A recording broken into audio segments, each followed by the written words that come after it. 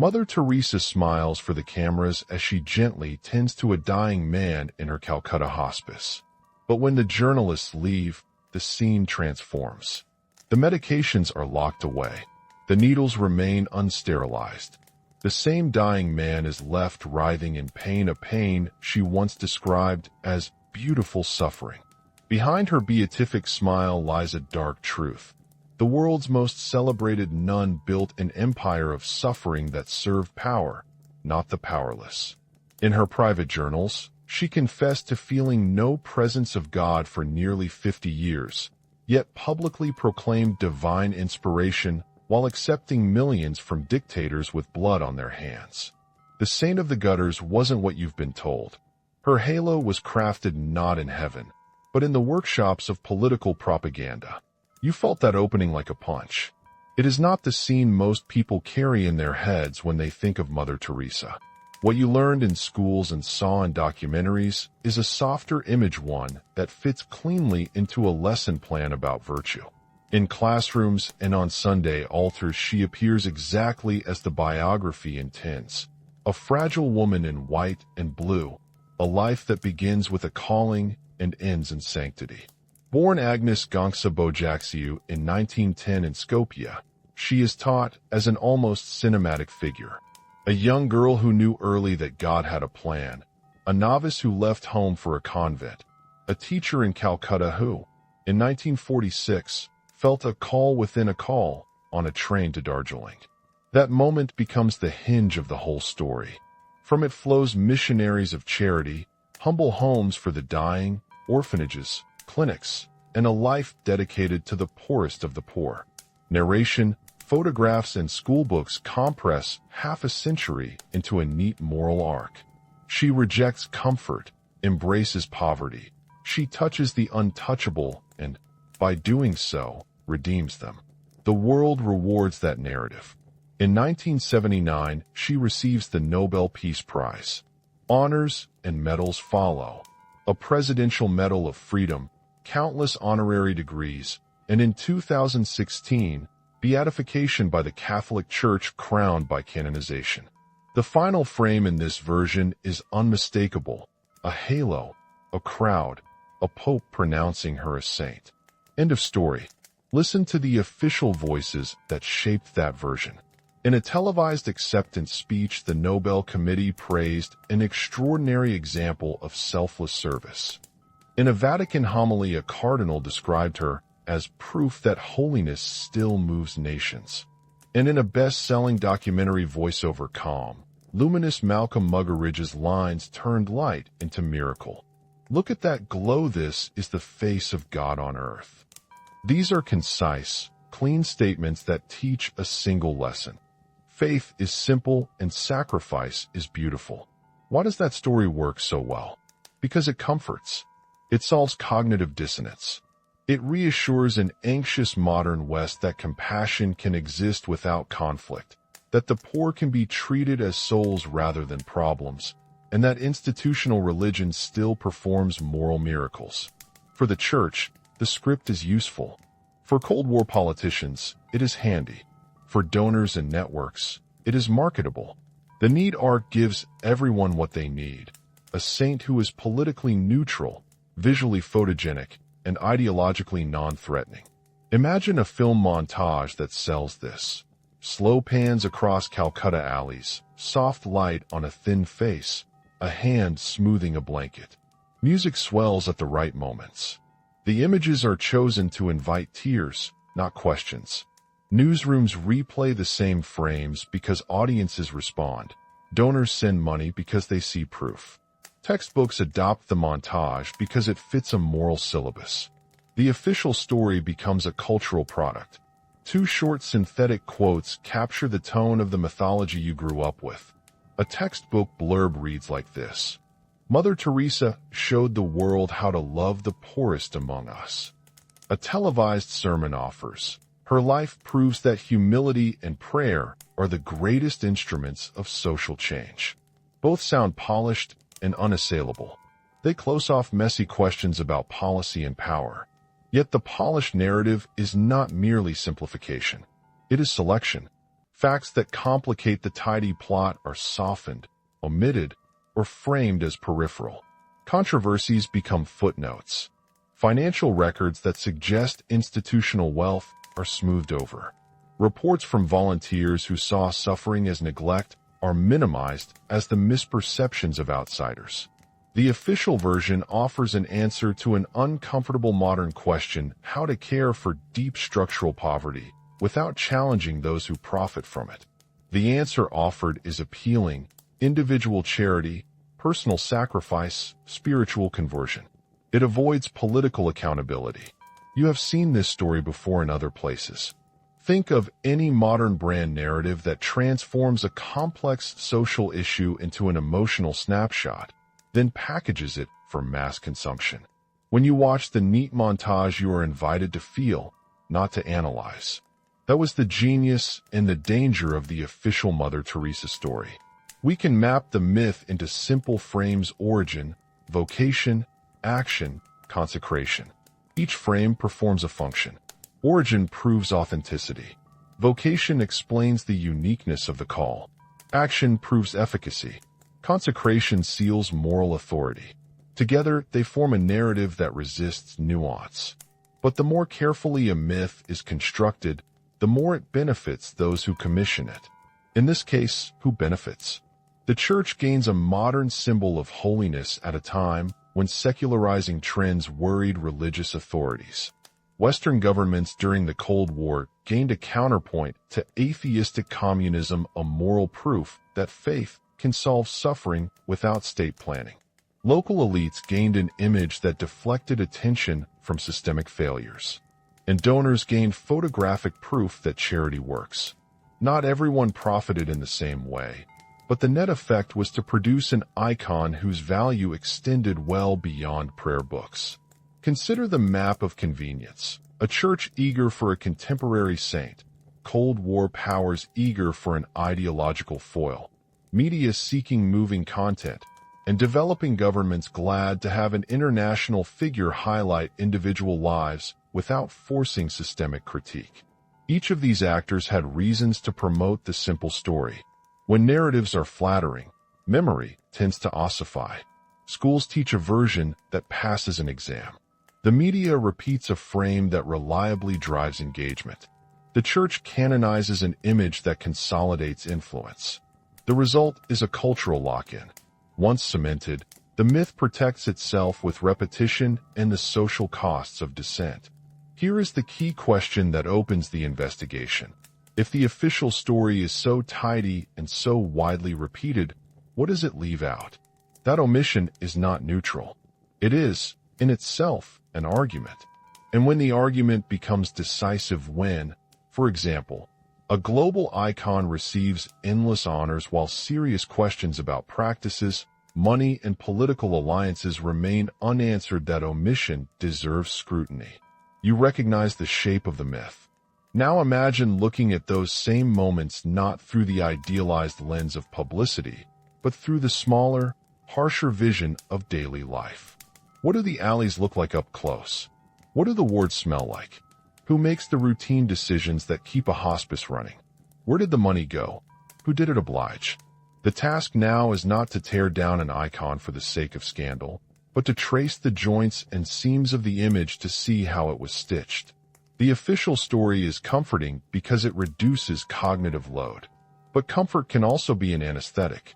It dampens outrage, it discourages systemic critique, and it lets powerful institutions keep their narratives intact. This programmatic simplicity is the reason the legend traveled so far and so fast. This is the version you learned. It is satisfying. It has glossy images and tidy conclusions. It will be the target of the next sections, not to erase an entire life, but to ask whether sanctity was manufactured into a political tool and whether the most vulnerable people became props in a larger drama. Before we move on, a quick human note. Thank you for staying with this investigation so far. This channel is small and growing. Every new subscriber helps us fund research and keep asking hard questions. If you value careful historical work that the classroom missed, consider subscribing and sharing. We're aiming for the first 1,000 supporters. Fox called the medical care haphazard, describing clinics where basic diagnostic work was rarely performed and where modern standards of palliative care were, at best, patchy. When a respected medical journal records such observations, it shifts the debate from rumor to documented concern. This was not an isolated complaint from a disgruntled former volunteer. It was an argument grounded in professional standards. The contradiction deepens when finances are placed beside those conditions. The image of extreme poverty sisters living in near starvation facilities with nothing was part of the saintly brand.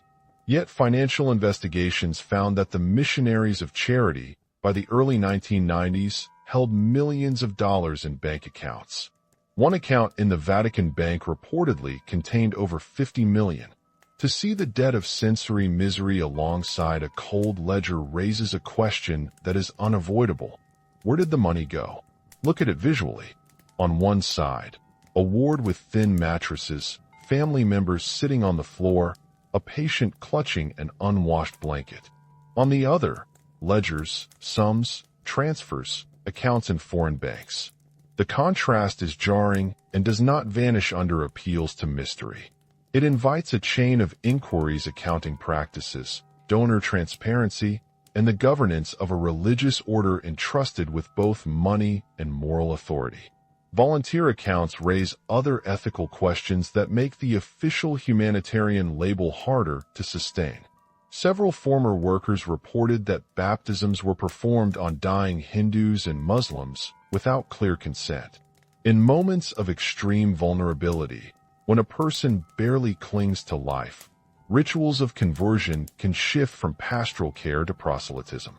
That practice, if true, contradicts the narrative of service without sectarian agenda and suggests missionary impulse actively shaping bedside practice. The personal writings of Mother Teresa themselves provide another, perhaps more chilling, contradiction. Published after her death, her private letters reveal a life spent in what she called the darkness, a sustained absence of perceived divine presence that lasted decades. From 1948 on, journals and private notes describe intense spiritual desolation. She wrote lines that are stark and raw. "Where's my faith? Even deep down, there is nothing but emptiness and darkness." The public persona, confident, directed, an emblem of visible piety, sits uneasily beside the reality of decades-long spiritual despair. How do you reconcile public certainty with private silence? There is, at minimum, an ambiguity about authenticity. Was the outward surety an element of public leadership, a necessary performance to rally donors and followers? Or was it a complex psychology of someone who continued institutional work in the absence of felt consolation? Historians and theologians will debate motive, but the contradiction itself is not a marginal detail. It is central to understanding the woman who became a symbol. The issue of political alliances introduces another layer of discomfort. Saintliness in a vacuum is one thing. Saintliness in the arms of dictators is quite another. Photos of Mother Teresa smiling on balconies beside the Duvalier in Haiti are not mere social visits. Jean-Claude "Baby Doc" Duvalier and his family presided over a regime of repression and are widely documented to have looted the nation's wealth hundreds of millions, while political violence kept many Haitians in terror. When a moral figure praises such rulers or accepts their largesse, the optics matter. But optics are not enough. The deeper question is whether such greetings confer legitimacy and whether that legitimacy had real-world consequences for people attempting to resist abuse. Consider Haiti in 1981, a place of charred streets, of clandestine fear. The image of a nun praising a leader becomes a symbol that can be used politically. When Mother Teresa said of the Duvalier that she had never seen the poor people being so familiar with their head of state, that statement did not fall into a neutral category of small talk.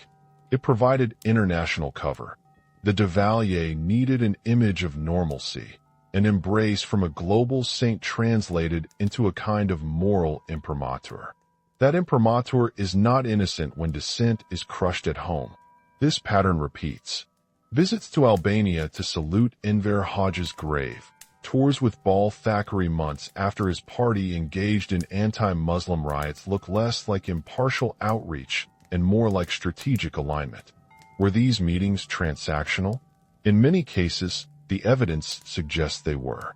The missionaries of charity depended on access, permission to operate, safety for sisters, and the ability to erect houses. In countries where autocrats ruled by force, cultivating friendly relations was pragmatic. But pragmatism has moral cost. When the price of access is silence about atrocities, the integrity of humanitarian work is compromised. The Keating affair is another concrete example that combines governance, ethics, and image. Charles Keating, an American savings and loan magnate later convicted of fraud, donated large sums to the missionaries of charity money that came under scrutiny after his crimes were exposed. When Keating faced prison time, Mother Teresa wrote a character letter pleading for leniency. When prosecutors asked for the return of tainted funds, the letters requesting accountability received no meaningful response. This is not merely a lapse in charity policy. It is a moral entanglement in which the order accepted suspect funds and then offered public support to the donor when his crimes came to light. These are not hypothetical or abstract accusations. They are anchored in specific events, dates, and documents. Testimonies from volunteers, medical reports, banking records, and personal letters create a constellation of data that, when read together, paints a picture radically different from the smooth official narrative. The weight of cumulative evidence is what makes the cracks meaningful. Each individual item might be disputed in isolation. Taken together, patterns become hard to dismiss. Pay attention to the texture of those patterns. They are procedural, not merely rhetorical. They reveal organizational choices: who controls finances, who sets medical policy, who approves donors, and how decisions about conversions are made. The missionaries of charity were not a loose network of well-meaning volunteers. By the late 20th century, they were a centralized order with strict internal discipline, a chain of command, and a governance model that concentrated authority. Mother Teresa herself demanded obedience and cultivated an organizational culture where dissent was risky. That culture had consequences for patients and sisters alike. Accounts from former members describe enforced asceticism, sisters required to self-flagellate, forbidden from close friendships, with minimal privacy. Combined with centralized control over operations, those practices produced an environment where medical protocols could be neglected without effective internal challenge. When a group normalizes certain theological positions, such as the spiritual value of suffering, those positions can shape clinical choices. If suffering is framed as spiritually valuable, then aggressive pain management may be seen as spiritually counterproductive. That theological choice becomes an operational policy. This is where the latent ethics become visible.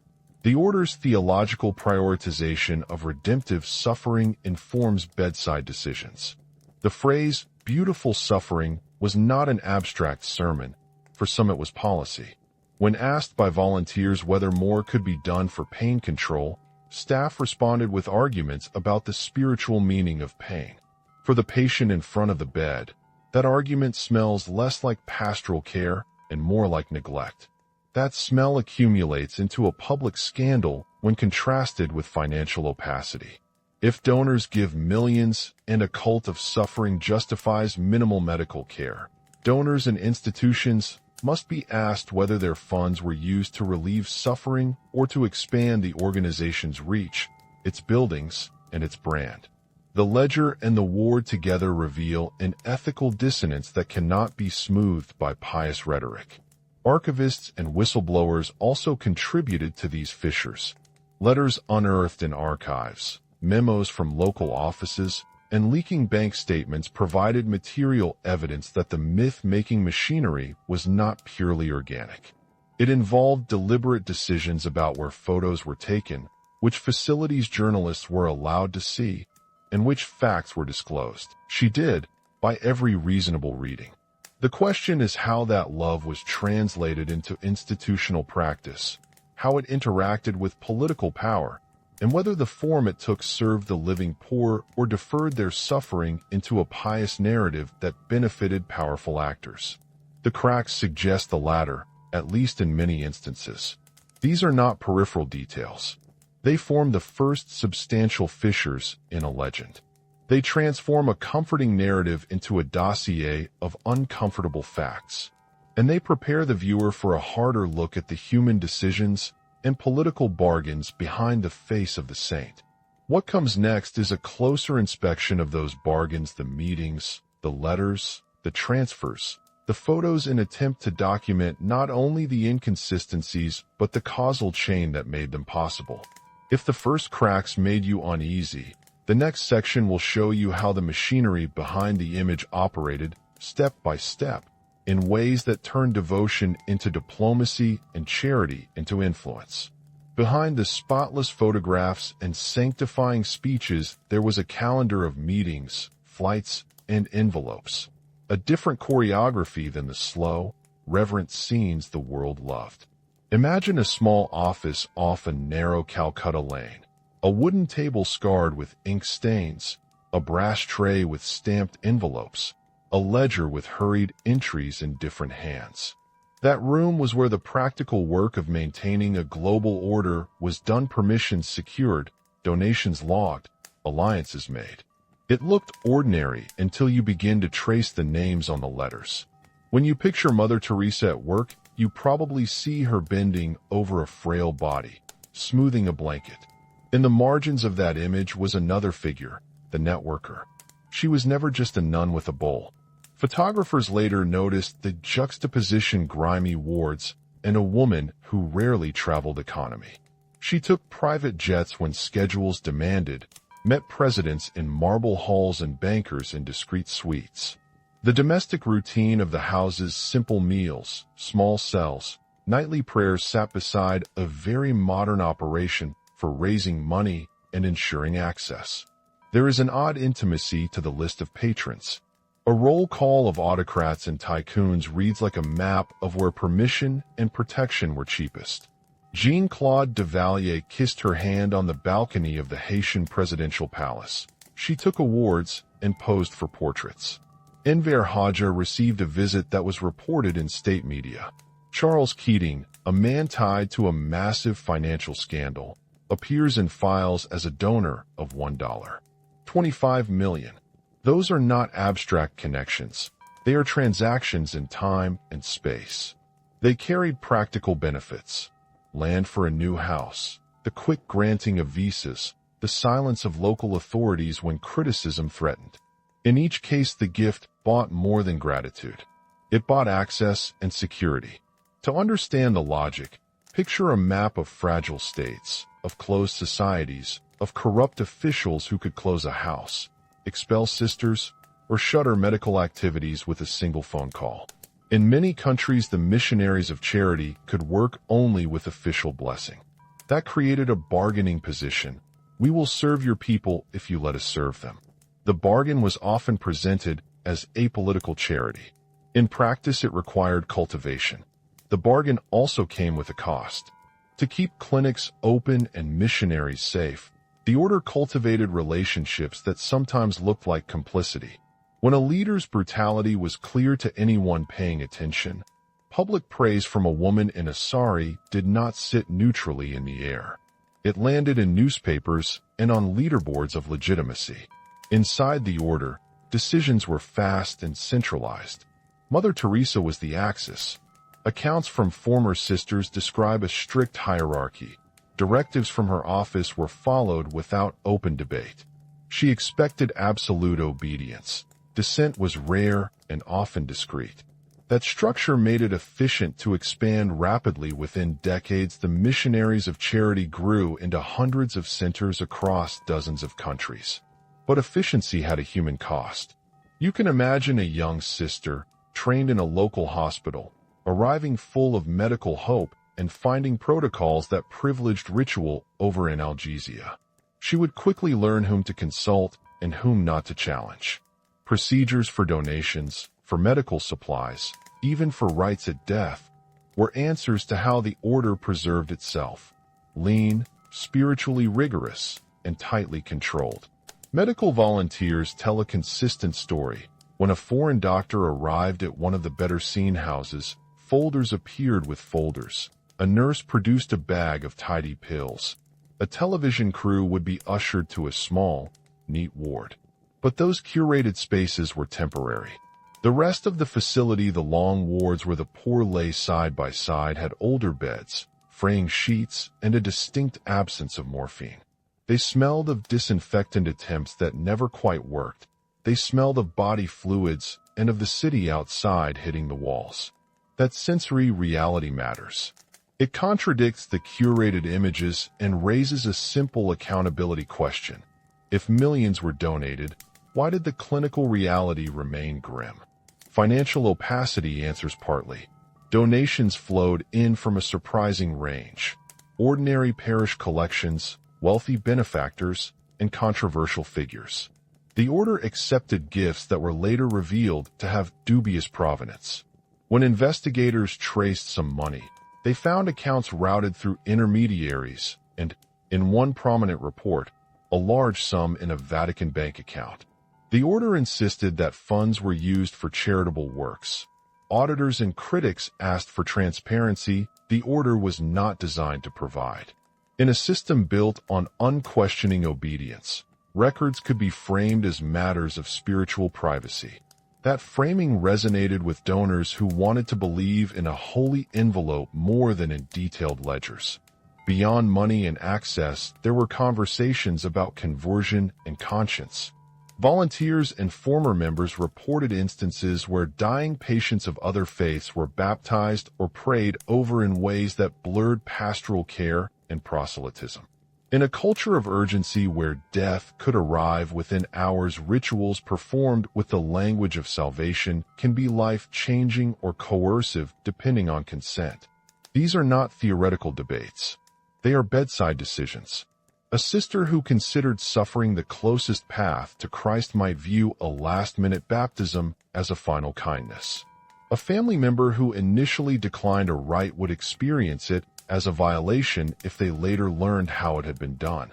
The ethical lines were thin, and the order's internal theology often favored the spiritual interpretation.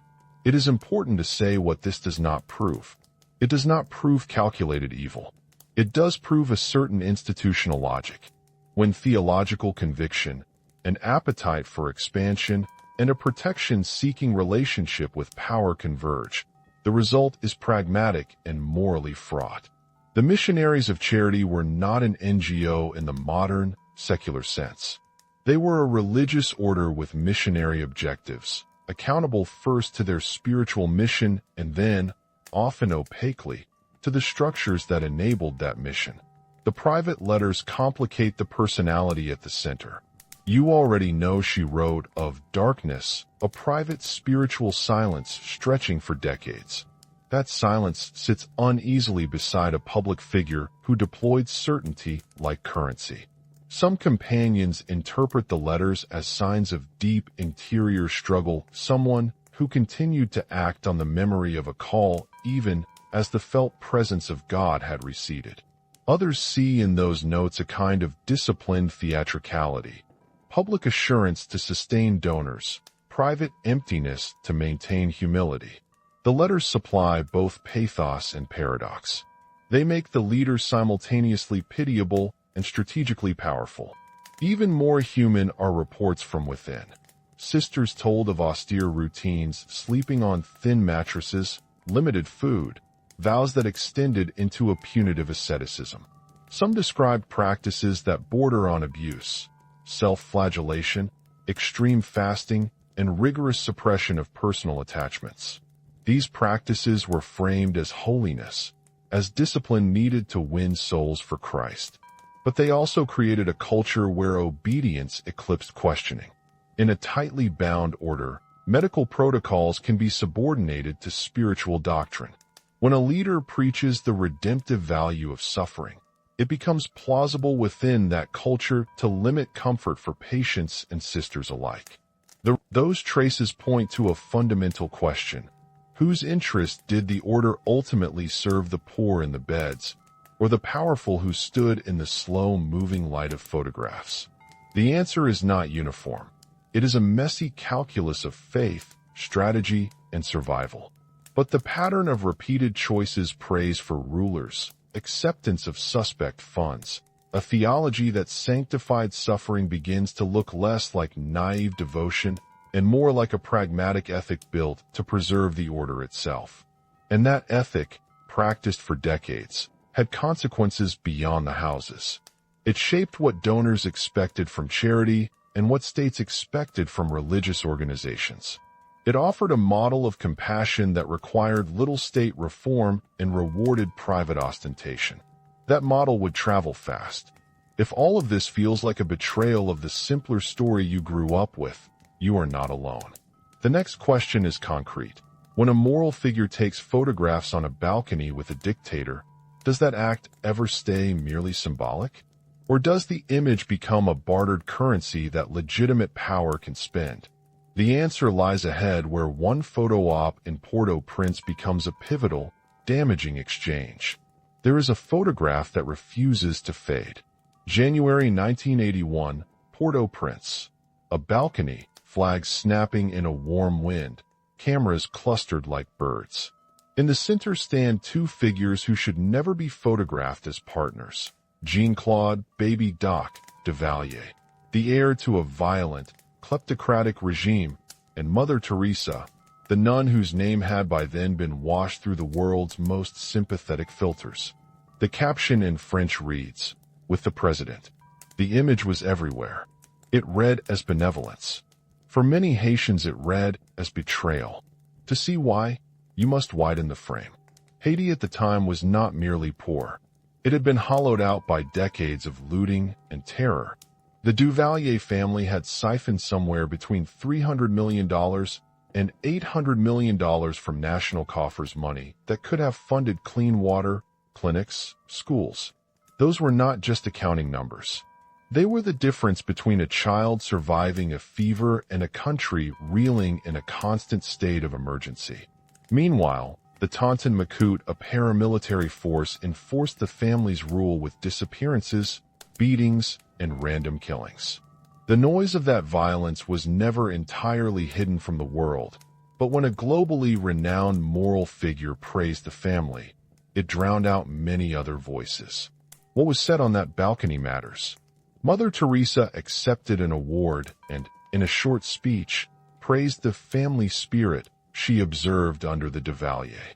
To any casual listener, that sounds like a kind remark. But context converts flattery into political oxygen. At a moment when international legitimacy was a scarce commodity for the Duvalier, the embrace of a saintly figure functioned as a moral seal. For those who suffered under the regime, it felt like an erasure. For the regime, it was a trophy. For Mother Teresa, the visit guaranteed continued operations in Haiti and likely financial support. The calculus was probably practical. A grateful ruler buys the order protection for its sisters, hospitals, and operations. Yet the moral cost rippled wide. Look at the cause-effect chain. The photograph of the nun with the dictator is broadcast globally. International observers register the image and often assume the moral balance is favorable. Donors, seeing the nun's imprimatur on a country, feel reassured. Local opposition, already hunted, is further delegitimized when a saint is used as token evidence that the nation is benevolent. The Duvalier could point to the nun and say, "Even the holy approve of our stewardship." That kind of legitimacy is not ephemeral.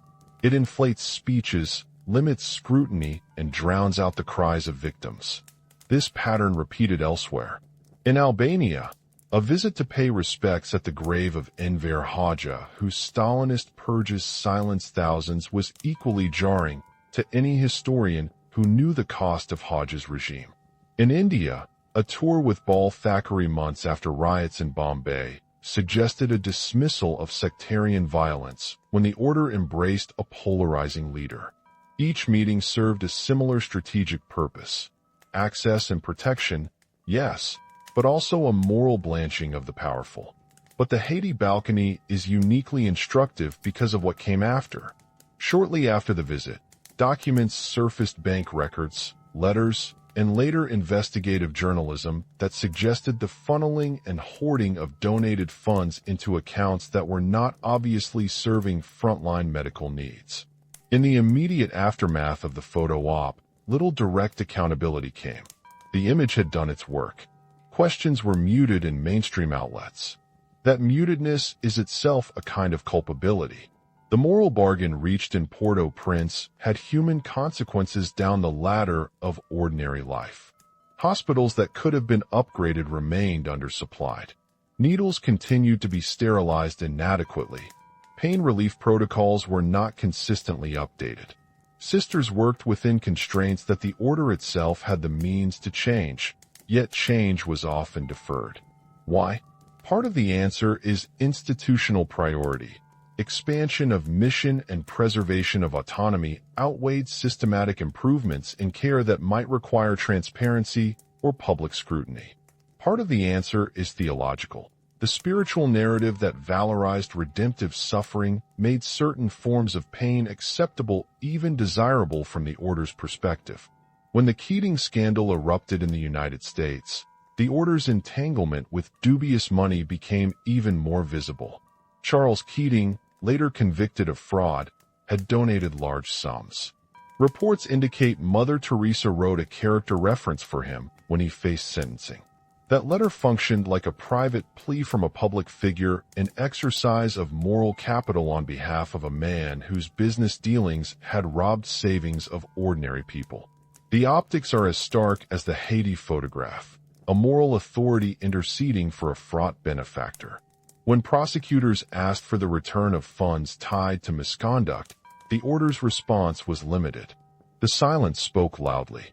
It is one thing when a charity accepts dirty money and naively spends it. It is another when a charity becomes an active artifact in the theater of legitimacy, when praise is exchanged for protection, and when moral language is used to humanize the financiers of cruelty or fraud. Even if Mother Teresa believed in the sanctity of individual charity, the pattern of acceptance and public praise made the order a participant in the political economies of power. There were defenders. Some argued that confronting every donor would close the door to many needy. Others said that the order's presence in those countries saved lives that the authorities would not otherwise protect. These arguments matter, and they complicate moral judgment. Anyone committed to the real needs of the dying must weigh security against purity. Yet when donors' funds are diverted, or when state violence is glossed over by a saint's smile, we must ask whether the calculus itself became contaminated by a desire to sustain a global brand. Beyond donations and photo ops, there is another kind of cost: the narrative damage. When a saint stands beside a tyrant, the image does not simply coexist with the story of victims. It overwrites it in the public imagination. For many foreign audiences, the story became simple. A world saint travels, praises a leader, takes gifts, and then returns home. The nuance how regimes used that image to silence dissent, how families were crushed, was slow to return. That lazy public memory is itself consequential. It protects predators. Port-au-Prince, then, is not a one-off scandal. It is the crystalline example of the order's pattern: proximity to power in exchange for pragmatic benefits, at the cost of moral clarity. The photograph did more than record a meeting. It participated in a transfer of legitimacy. The horror of that transfer is not abstract. It functioned in clinics, in budgets, and in political capital. After that visit, the question became less about one woman's motives and more about an institutional strategy. How does a religious organization negotiate survival in the global era without becoming the moral muffler for those it should condemn? The next sequence in the story answers that. the public relations apparatus that transformed awkward, compromising episodes into a seamless myth of sanctity. If the balcony created a problem, the machine would soon begin to polish the image and bury the seams. The story of a saint is not born in a single miracle. It is a symbol. Here was a modern religious symbol in a modern world, an image that could be deployed in sermons, on posters, in diplomatic meetings. Patronage followed. The award circuits, the state visits, the honors, all these amplified the initial frame into a cultural consensus. Institutions loved her because she was useful, visually photogenic, politically pliable, and morally consumable. Each honor functioned as a stamp, turning an individual life into a brand. Third came silence.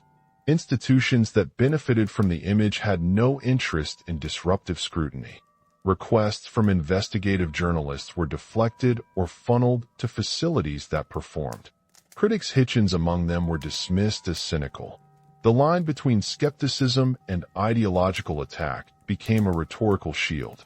Calling for better palliative care or for accounting transparency was reframed as an attack on religion or charity.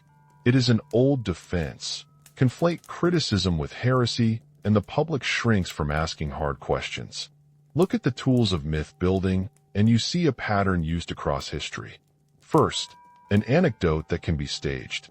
Second, a powerful storyteller who transforms an anomaly into allegory. Third, institutional backing that standardizes the story.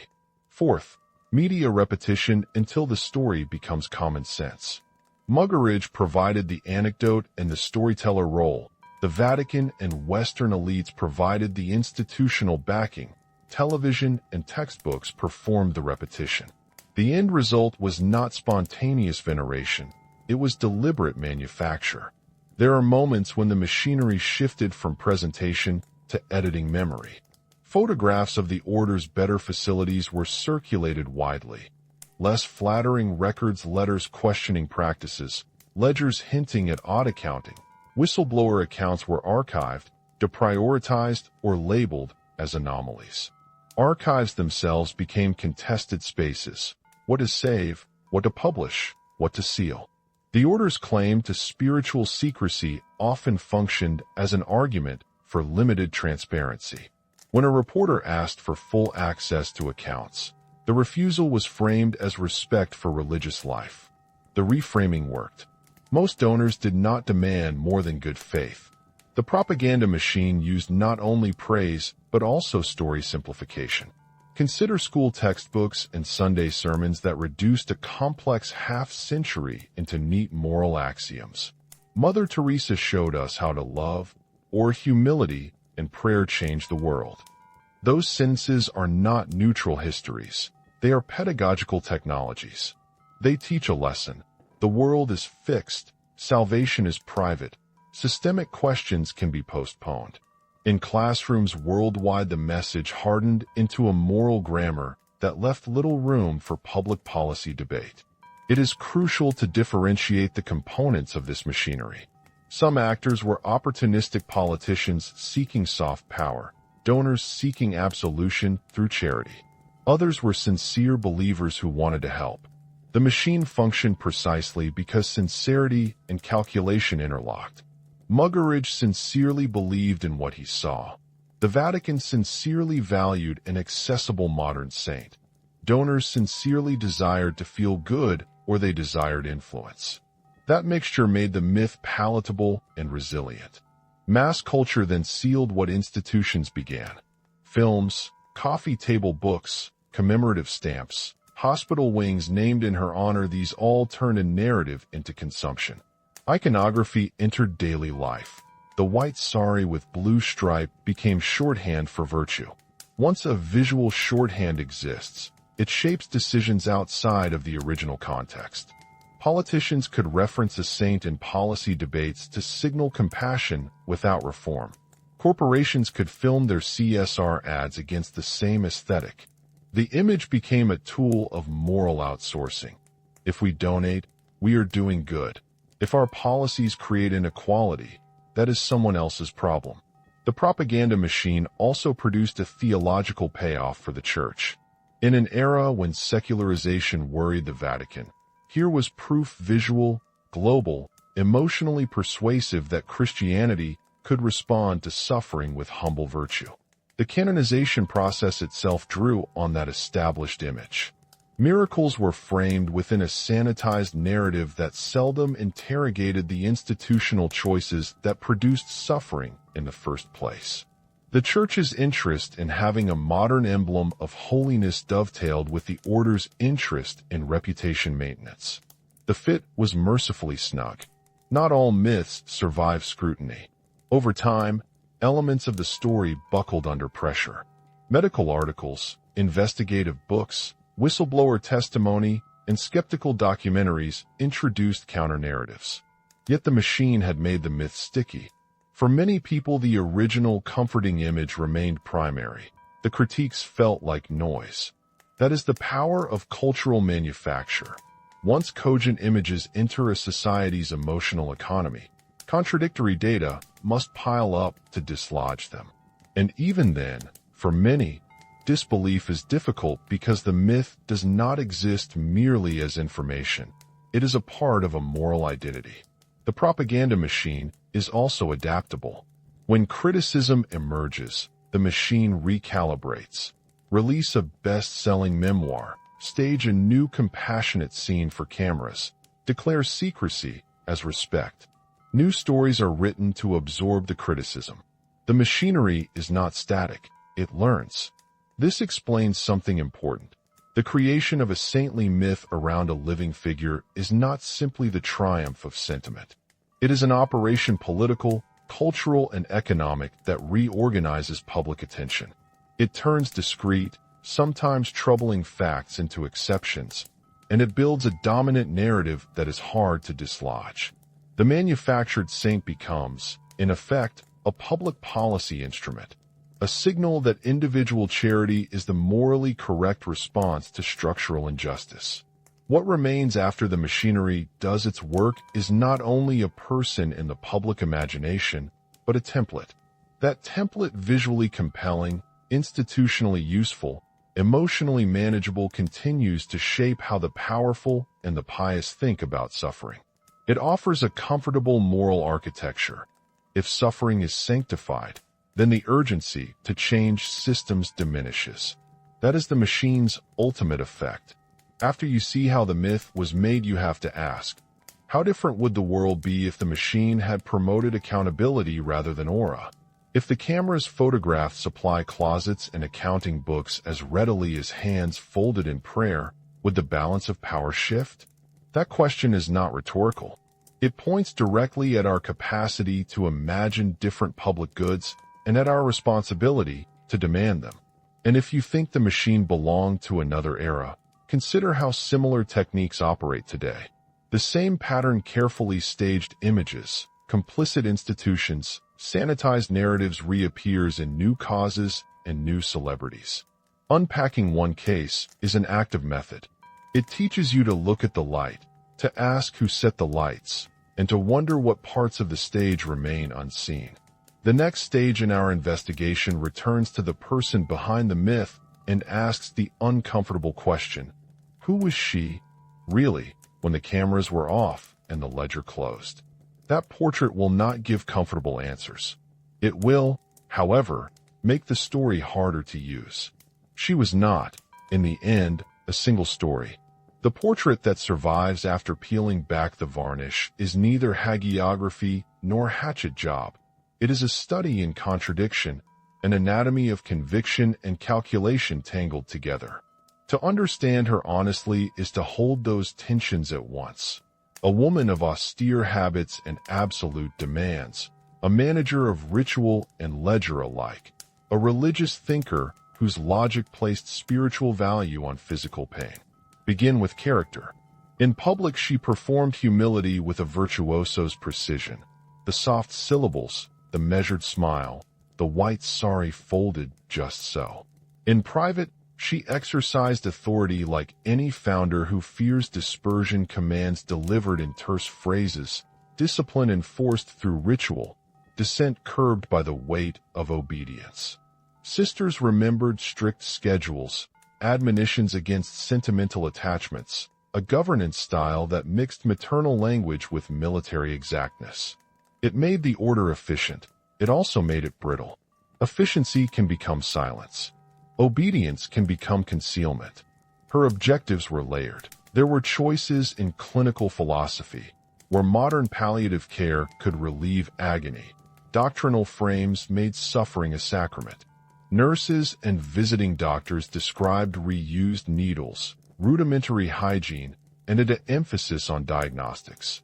These were not only logistical failings, but reflections of an ethic that prioritized an allegedly redemptive pain.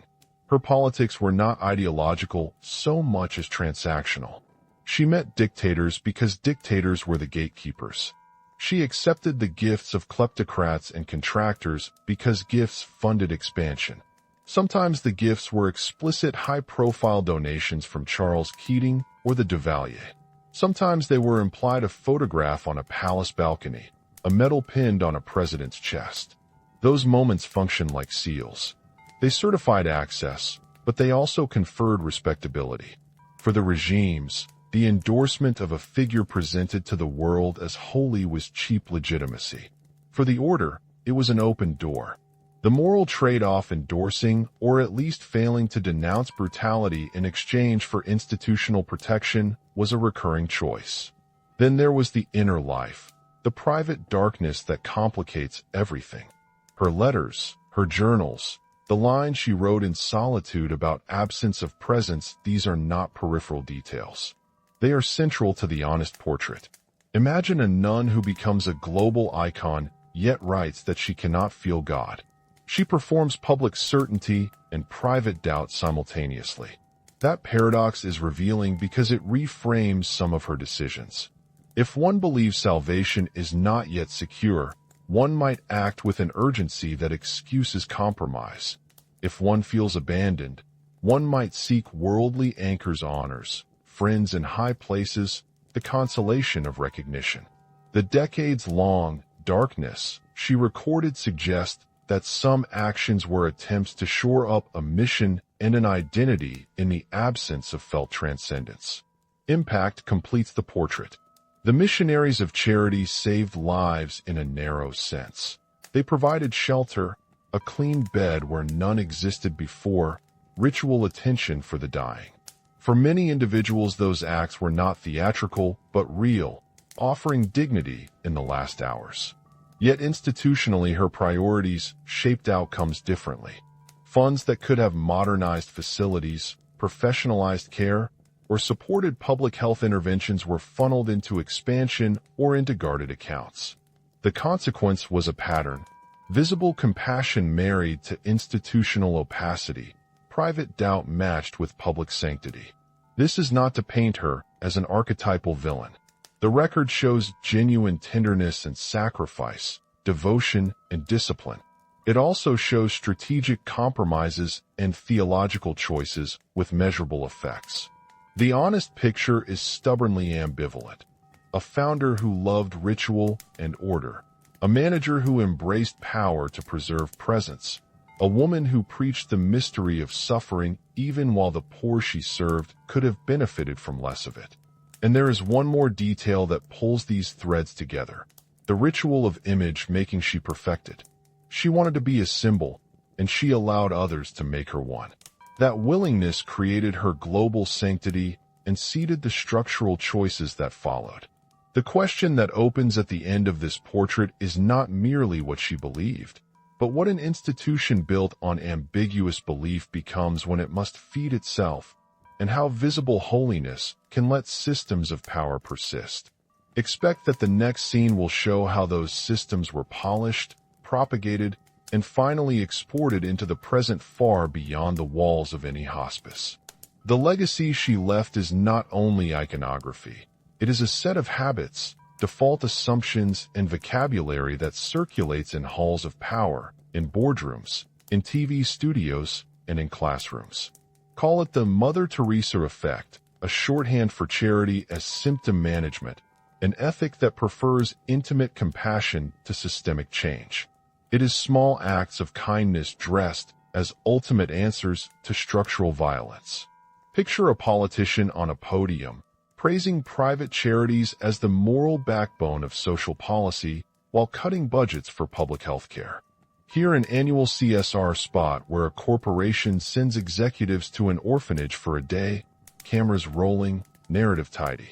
See glossy magazines running spreads of famous faces in third-world cradles. These are all echoes of the template she popularized, the singular saintly figure as moral counterweight to a failing state.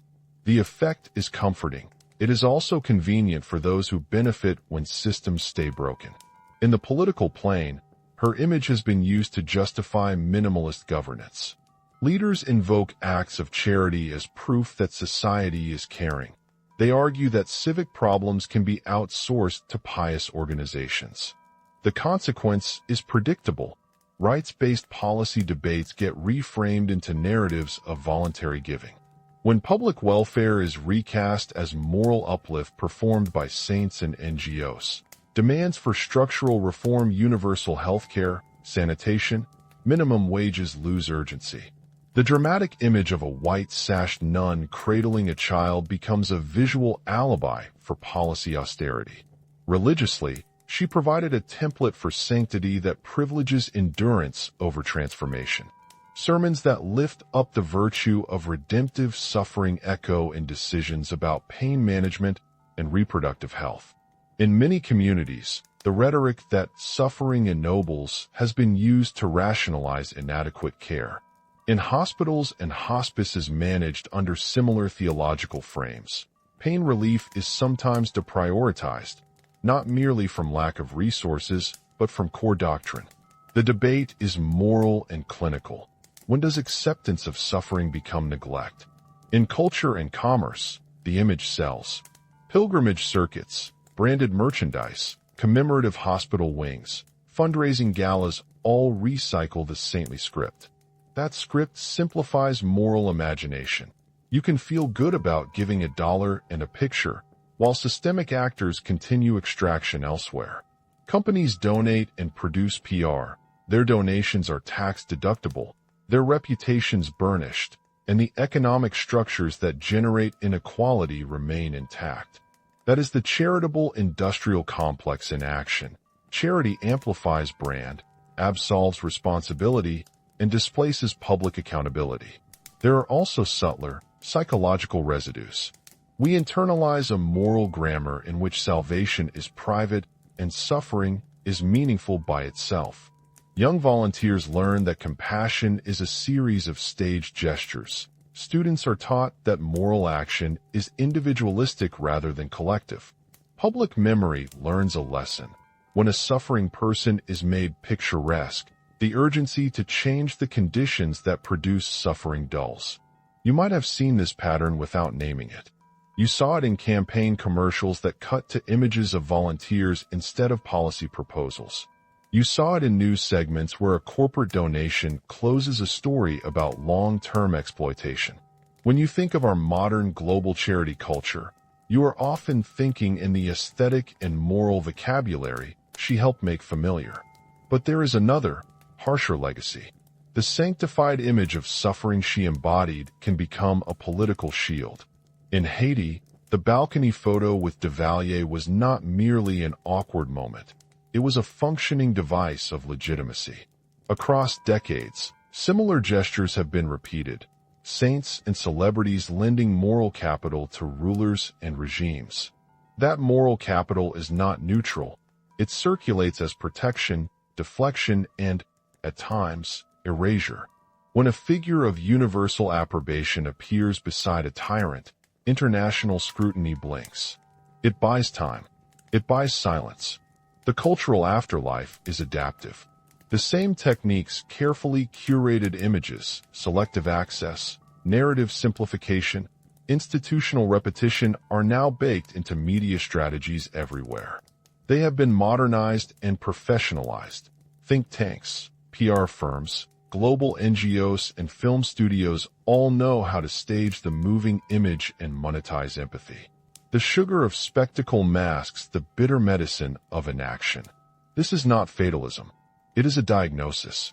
If we can name how the image functions, what it comforts, who it hides, which policies it substitutes, then we can begin to look for alternatives. Imagine cameras trained on sanitation plants and accounting books as readily as on folded hands. Imagine school curricula that teach both charity and civic rights. Imagine you followed the lights and learned how they were set, who held the lamps, and why the shadow behind the glow mattered. That arc matters because it repeats. Nations, institutions, and stories keep recirculating the same image management playbook. The real question is not whether a single person was saint or sinner. It is what version of virtue we are being sold, and who profits when we accept it without asking. So ask it now. When a public figure becomes a symbol, who gains power from that symbol, and what do they want you to stop seeing? If you stayed until the end, thank you for watching closely. If this investigation resonated, subscribe and help us keep unpacking the histories your textbooks left tidy. Tell us, where did you first learn the story of a saint or a hero, and how different does it look after this? We are building a map of reading and dissent. Mark your city in the comments and join the dossier. There are more chapters to open.